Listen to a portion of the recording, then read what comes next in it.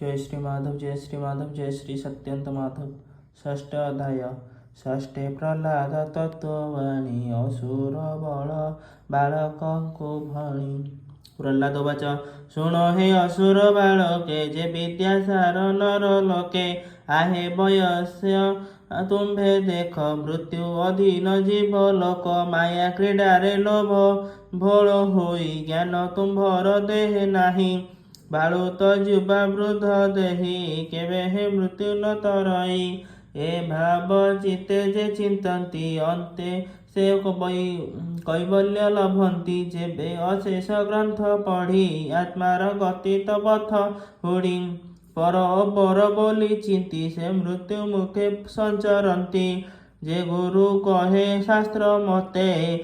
अर्थ को बुझाई अनर्थे अज्ञान निद्राता वचने न भांगे शास्त्र अनुमाने से गुरु वाक्य कार्य किस निष्फल तार उपदेश आत्म शरीर उद्धारणे न कहे अज्ञान कारणे ज्ञानी आत्मज्ञानी जेते यत्न करती आत्महिते एणु अज्ञानी वचन न माने आत्मज्ञानी जन अज्ञानी अज्ञान देखाए अंधकु अंध जने बाहे ज्ञानीर शत्रु मित्र नाही नित्य उदासी पणे थाई जंतुर कर्मर आयते संपद विपद जुगते ए मायामय गृह बासे प्राणी जंत्रित मोह पासे मनर चरणे सांकोली एणु न पारे प्राणी चली ए माया बंध जा वचने चोटई ज्ञान अनुमाने से गुरु वचन प्रमाणी तेबे संसारु तरे प्राणी व्यर्थे क्रीड़ा नित्य चिंती आयुष जक्षय न जानती एमते असुर को चाही से प्रहलाद दया बही कहई भागवत धर्म जेणे टूटई भव भ्रम शुण बालके म वचन संसारे जेबा बुद्ध जन कुमार काळु भक्ति भरे शरीर अनित्य विचारे मनुष्य शरीर दुर्लभ एणु गोटी गोविंद कर भाव जे हरि सर्वजीव देहे आत्मा सुहृद प्रिय प्राय बस ईश्वर स्वभावे एणु भजीव आत्म लाभे ए सुख दुख देह जोगे कर्मर बले ताहा लभे तेणे न करी प्रत्याश निरदे होइब संतोष देख आयुष ए शरीरे छिद्र घटर प्राय झरे एणु मुकुंद पाद जुगे निरते भज मन जोगे मरण नित्य सन्निहित ता मुखे न पड़ जंत्रित जाबत सुस्थ ए शरीर वृद्ध अवस्था अच्छी दूर जाबत ए दुर्लभ देहे इंद्रिय शक्ति नष्ट नहे जाबत जीवन ए देहे कालर बले क्षय नहे तावत आत्मनिस्तारणे यत्न करइब अनुक्षणे तेबे आत्मा रहित करे दुर्लभ मानव शरीरे ए ज्ञान न बुझी जे हेळे बोले साधी वृद्ध काले गृहे लागिले अग्नि जेने उद्यम कुपर न खनने एमंत अज्ञानी मति केवे हे सुख न लभंती स्वभावे अल्प आयुष जीवर सतेक बरस जेबे अज्ञान पणे थाई अंध तमरे जक्ष जाई स्वभावे रात्रे निद्रा काले अर्ध आयुष जाए हेळे बालक पौगंड कैशोरे 20 बरस तहु हरे कालर स्वभाव एमंत क्रीड़ा विनोदे करे ग्रस्त पूर्ण विंशति वृद्धि जाए बंचई असमर्थ होए अपरे जे अबार हई ता गृह बंधे पाशोरई गृह बंध ଗୃହ ବନ୍ଧନେ ବନ୍ଦୀ ହୋଇ ଆତ୍ମା ଉଦ୍ଧରି ନ ପାରଇ ଅତି ଯନ୍ତ୍ରିତ ସ୍ନେହ ପାଶେ ଦୁର୍ଜନୟ ଇନ୍ଦ୍ରିୟ ବିଳାସେ ଅର୍ଥ ଅର୍ଜନେ ଅବିରତେ ଲୋଭ ବଢ଼ଇ ତାର ଚିତେ ପ୍ରାଣୁ ଅଧିକ ସ୍ନେହ ভরে সে কৃষ্ণকে পাওতে জি পারে যে ধন অর্থে বিকে প্রাণ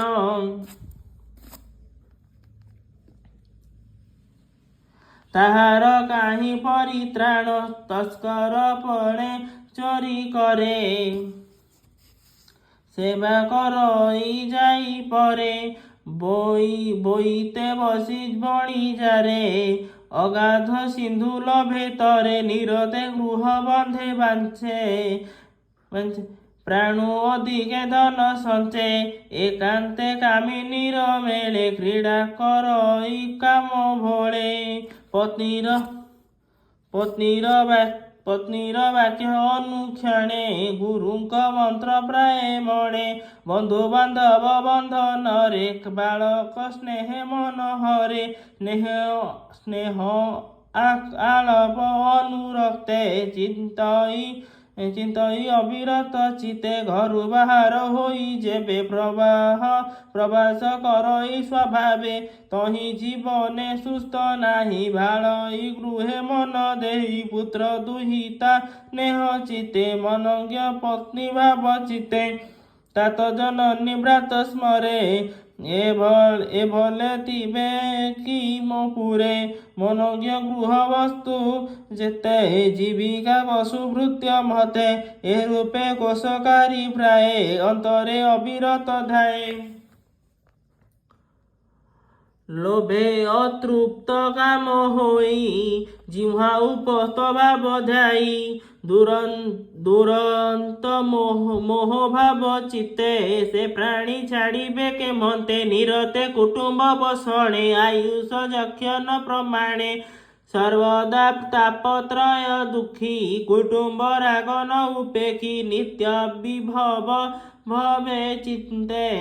কামে জড়িত অবিরতে পণ্ডিত প্রায় সর্ব জাণে আত্মার গতি ন প্রমাণে যে ফলয় পরলোকে তা পুଣି জাণে শাস্ত্র মুখে কুটুম্বী বণে গৃহ করে ক্রীড়া বিনোদে সে বিহরে কুটুম্বগ্রস্ত যাকু করে ভয় উভয় লোকুন নিস্তরে বিভিন্ন আত্মা পর ভাবি কাম সংকল্পে অনুরাগী বিমূঢ়মতি ভবে ভ্রমে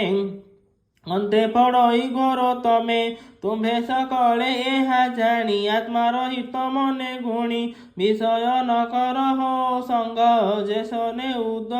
ଉଦଧିତ ରଙ୍ଗ ଏ ସଙ୍ଗ ଦୂରେ ପରିହର ନାରାୟଣଙ୍କୁ ଆଶ୍ରୟ କର ସେ ନାରାୟଣ ସର୍ବଧାତା ଇସିତେ କୈବଲ୍ୟ ଦାତା କୃଷ୍ଣଙ୍କୁ ଆଶ୍ରୟ ଯେ କରନ୍ତି ସେ ସର୍ବ ଦୁଃଖ ନିସ୍ତରନ୍ତି ଅସୁର ଭାବକୁ ଉପେକ୍ଷ ଆତ୍ମାର ପ୍ରାୟ ସର୍ବ ଦେଖ ଏ ବିଷ୍ଣୁ ମାୟା ପାରାବାର ବ୍ରହ୍ମାଣ୍ଡ ବାହ୍ୟ ଅଭ୍ୟନ୍ତର ବ୍ରହ୍ମାଦି ସ୍ଥାବର ପର୍ଯ୍ୟନ୍ତେ ଅବ୍ୟକ୍ତ ରୂପ ପଞ୍ଚଭୂତେ ଗୁଣ ଅଗୁଣ ଗୁଣ ସାମେୟ ଏ ଆଦି ସର୍ବ ଘଟେ ରମେ ବସଇ ଏକ ଆତ୍ମା ହରି ଭୁଞ୍ଜେ ଅବ୍ୟୟ ରୂପ ଧରି ଆତ୍ମା ସ୍ୱରୂପେ ସର୍ବଦେହେ ଦୃଶ୍ୟ ଅଦୃଶ୍ୟ ଭାବେ ରହେ ନିର୍ଦ୍ଦେଶ ଅନିର୍ଦ୍ଦେଶ ମତେ କଳିକେ ପାରିବ ଜଗତେ କେବଳ আনন্দানুভবে অশেষ দেহে সর্বজীবে বাহ্য অন্তরে ব্যাপী রহে ঐশ্বর্য গুণ সঙ্গে বহে এগেনি সর্বভূতে সার প্রাণী বিষয়ে দয়া কর হৃদ ভাব ধর চিতে হরিঙ্গি লভিব যে মন্তে অসুর ভাব দূর করি যেণে সন্তোষ হয়ে হরি এ ভাব দৃঢ় করি মোচিতে হরিঙ্কি ভজ বিরতে সে হরি তোষ যাকু চিতে কিবা अलभ्य ए जगते अनंत व्यक्त महिमा कि गुणे देवतम उपमा त्रिगुण करे निस्तारण कैवल्य परम कारण संसार मध्य सार सही तार चरणु अन्य नाही घेनी कृष्णर चरण प्राणी वसंती शरण तार चरणे सेवा कर ए विष्णु मायारु निस्तर धर्मार्थ काम वेद मते ए तिनि वर्गर प्राप्ते साधन करी समधम यज्ञादि नानाविध कर्म सत्य वचन वेदवाणी एते संसारु तरे प्राणी नाना प्रकारे पुण्य दाही से हरिपादे समर्पई धन्यता शरीर धारण से लभे परम कारण निर्मल दुर्लभ ए ज्ञान नगम सार अनुपम नारद मुनिक अग्रते सुपुण्य बदरिका तीर्थे तब आचरी अनुक्षण अछंती नर नारायण नारद मुनि शुद्ध चेता बुझिते हरि गुण गाता से नारायण शुद्ध भावे जे वाणी विविध प्रस्तावे नारद मुनिक सन्तोषे कहिले ज्ञान उपदेशे कृष्णर पाद पद्म धूଳି सानंद मने अंगे भोଳି संसारे अकिंचन रने जहा भावती शुद्ध मने पूर्वे मु नारदंक वाणी मातार गर्भे थाई शुणी ए वाणी भागवत कथा शुणते तुटे भव व्यथा भावे कहिली तुम्भ आगे हरिचरित अनुरागे एमंते प्रहलाद वाणी भावे असुर पुत्रे शुणी बोलती प्रहलाद आगे तुल्य